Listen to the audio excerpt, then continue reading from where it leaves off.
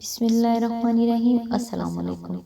مینڈک کو چاہے سونے کی بنی کرسی پر ہی بٹھا لے، پر وہ چھلانگ لگا کر واپس دلدل میں ہی جانا پسند کرتا ہے۔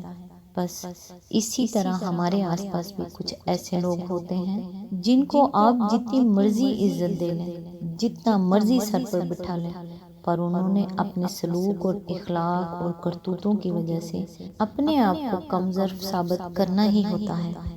نفرت اور نظر اندازی وہ عمل ہے جسے ایک لمحے میں محسوس کیا جا سکتا ہے، جبکہ محبت اور وفاداری وہ چیز ہے جس کو ثابت کرنے میں ساری زندگی بھی بیت سکتی ہے۔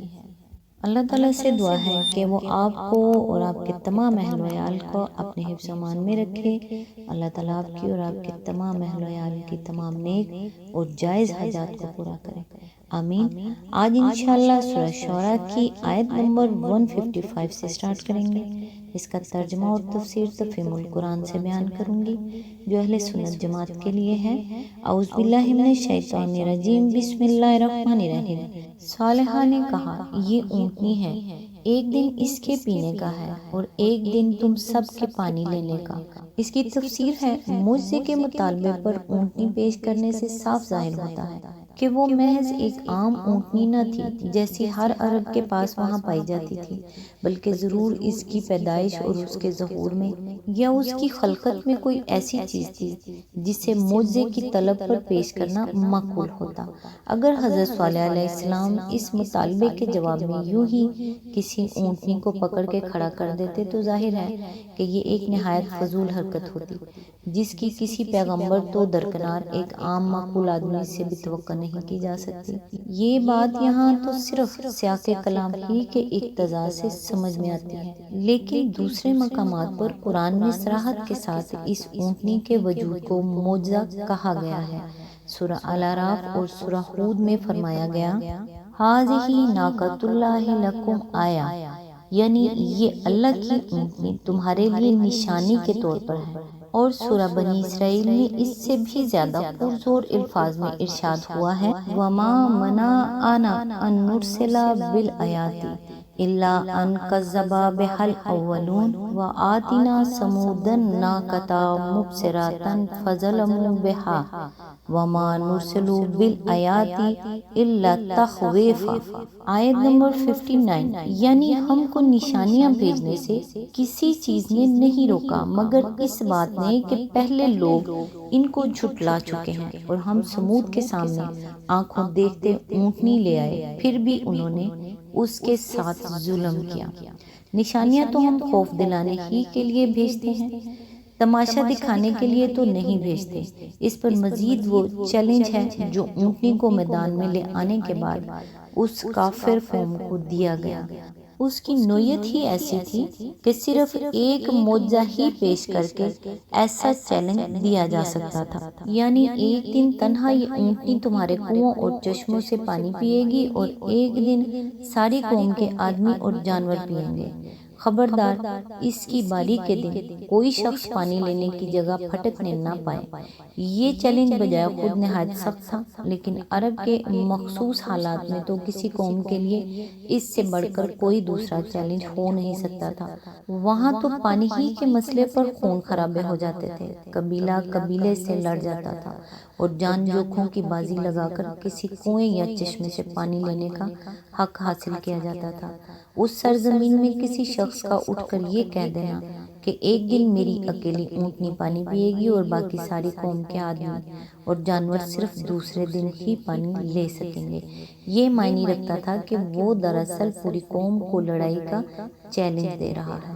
ایک زبردست لشکر کے بغیر کوئی آدمی عرب میں یہ بات زبان سے نہ نکال سکتا تھا اور کوئی قوم یہ بات اس وقت تک نہ سن سکتی تھی جب تک وہ اپنی آنکھوں سے یہ نہ دیکھ رہی ہو کہ چیلنج دینے والے کی پشت پر اتنے شمشیر زن اور تیر انداز موجود ہیں جو مقابلے پر اٹھنے والوں کو کچل کر رکھ دیں گے۔ لیکن حضرت صالح علیہ السلام نے بغیر کسی لاؤ لشکر کے تنہا اٹھ کر یہ چیلنج اپنی قوم کو دیا، اور قوم نے نہ صرف یہ کہ اس کو کان لگا کر سنا بلکہ بہت دنوں تک ڈر کے مارے وہ اس کی تعمیل بھی کرتی رہی۔ سورہ اعراف اور سورہ ہود میں اس پر اتنا اضافہ اور ہے کہ ھذہ ناقۃ اللہ لکم آیۃ فذروھا تاکل فی الارض اللہ ولا تمسوھا بالسوء، یعنی یہ اللہ کی اونٹنی تمہارے لیے نشانی کے طور پر ہے، چھوڑ دو اسے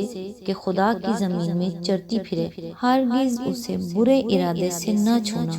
یعنی چیلنج صرف اتنا ہی نہ تھا کہ ہر دوسرے روز اکیلی یہ اونٹنی دن بھر سارے علاقے کے پانی کی اجارہ دار رہے گی، بلکہ اس پر مزید یہ چیلنج بھی تھا کہ یہ تمہارے کھیتوں اور باغوں اور نخلستانوں اور چراگاہوں میں دندناتی پھرے گی، جہاں چاہے گی جائے گی اور جو کچھ چاہے گی کھائے گی، خبردار جو کسی نے اسے چھیڑا۔ آیت نمبر 156، اس کو ہرگز نہ چھیڑنا ورنہ ایک بڑے دن کا عذاب تم کو آ لے گا۔ آیت نمبر 157، مگر انہوں نے اس کی کوچھیں کاٹ دیں اور آخر کار پچھتاتے رہ گئے، عذاب نے انہیں آ لیا۔ اس کی تفسیر ہے یہ مطلب نہیں ہے کہ جس وقت انہوں نے حضرت صالح علیہ السلام سے یہ چیلنج سنا اسی وقت وہ اونٹنی پر پل پڑے اور اس کی کونچیں کاٹ ڈالیں، بلکہ کافی مدت تک یہ اونٹنی ساری قوم کے لیے ایک مسئلہ بنی رہی۔ لوگ اس پر دلوں میں اوڑھتے رہے، مشورے ہوتے رہے، اور آخرکار ایک منچلے سردار نے اس کام کا بیڑا اٹھایا کہ وہ قوم کو اس سے نجات دلائے گا۔ سورہ شمس میں اس شخص کا ذکر ان الفاظ میں کیا گیا ہے، اذ انبعث اشقاھا، یعنی جب کہ اٹھا اس قوم کا سب سے زیادہ شقی آدمی۔ اور سورہ قمر میں فرمایا گیا ہے فنادوا صاحبہم فتعاطی فعقر، یعنی انہوں نے اپنے رفیق سے اپیل کی، آخرکار وہ یہ کام اپنے ذمے لے کر اٹھا اور اس نے کوچیں کاٹ ڈالیں۔ آیت نمبر 158، عذاب نے انہیں آ لیا، یقیناً اس میں ایک نشانی ہے مگر ان میں سے اکثر ماننے والے نہیں۔ اس کی تفسیر ہے، قرآن میں دوسرے مقامات پر اس عذاب کی جو تفصیل بیان ہوئی ہے وہ یہ ہے کہ جب اونٹنی مار ڈالی گئی تو حضرت صالح علیہ السلام نے اعلان کیا تمتعوا فی دارکم ثلاثۃ ایام، یعنی 3 دن اپنے گھروں میں مزے کر لو۔ سورہ ہود آیت نمبر 65۔ اس نوٹس کی مدت ختم ہونے پر رات کے پچھلے پہر صبح کے قریب ایک زبردست دھماکہ ہوا اور اس کے ساتھ ایسا سخت زلزلہ آیا جس نے آن کی آن میں پوری قوم کو تباہ کر کے رکھ دیا۔ صبح ہوئی تو ہر طرف اس طرح کچلی ہوئی لاشیں پڑی تھیں جیسے باڑے کی باڑ میں لگی ہوئی سوکھی جھاڑیاں جانوروں کی آمد و رفت سے پامال ہو کر رہ گئی ہوں۔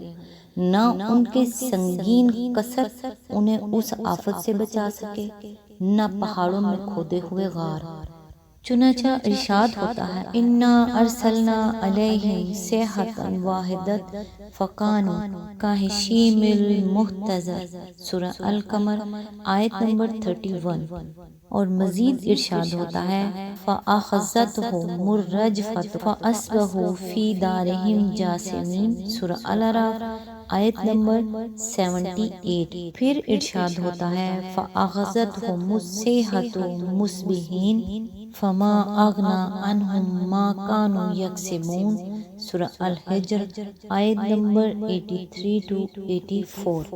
آیت نمبر 159۔ اور حقیقت یہ ہے کہ تیرا رب زبردست بھی ہے اور رحیم بھی۔ آیت نمبر 160۔ لوط کی قوم نے رسولوں کو جھٹلایا۔ تقابل کے لیے ملاحظہ ہو الاعراف آیت نمبر 80-84، سورہ ہود آیت نمبر 74-83، سورہ الحجر آیت نمبر 57-77، سورہ الانبیاء آیت نمبر 71-75، سورہ النمل آیت نمبر 54-58، سورہ العنکبوت آیت نمبر 28-35، سورہ صفات آیت نمبر 133-136، 38 سورہ القمر آیت نمبر 33 to 39۔ آیت نمبر 161، یاد کرو جب کہ ان کے بھائی لوط نے ان سے کہا تھا کیا تم ڈرتے نہیں۔ آیت نمبر 162، میں تمہارے لیے ایک امانت دار رسول ہوں۔ آیت نمبر 163، لہٰذا تم اللہ سے ڈرو اور میری اطاعت کرو۔ آیت نمبر 164، میں اس کام پر تم سے کسی اجر کا طالب نہیں ہوں، میرا اجر تو رب العالمین کے ذمہ ہے۔ آج تک کے لیے بس یہیں تک، نیکسٹ انشاءاللہ آیت نمبر 165 سے سٹارٹ کریں گے۔ تب تک کے لیے دعاؤں میں یاد رکھیے گا۔ اللہ حافظ۔